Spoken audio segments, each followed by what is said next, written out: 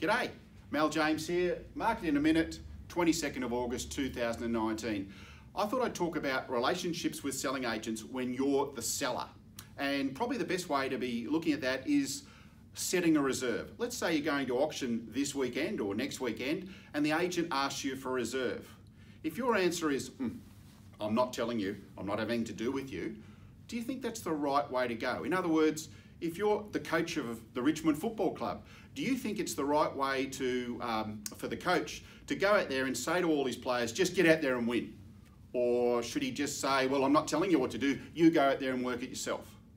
Or do you think that Richmond Football Club will perform at their peak if the coach gives them a good plan, clear instructions, and then some positive feedback on what they're doing? So when you're dealing with your selling agent, ask yourself, are you coaching, are you helping, or are you just being critical of whatever the selling agent's doing?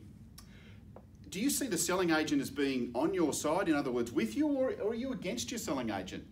And then finally, do you think things work well or best for you, the seller, if you have a plan, or if you're just operating to no plan? Here's just one sort of final example. Let's say that you get your selling agent in, he thinks your place is worth 4 million. You say, look, I'm really not selling unless I can get 5 million, or I really feel I'm going to get 5 million. And the selling agent comes to you and says, look, I think 5 million's a bit of a push, but let's see if we can do something.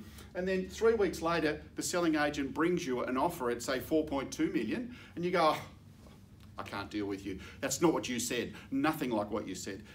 Really? Is that it? So I ask again, is it best if you work with your selling agent when you're selling, or are you against your selling agent when you're selling? I'm Mel James.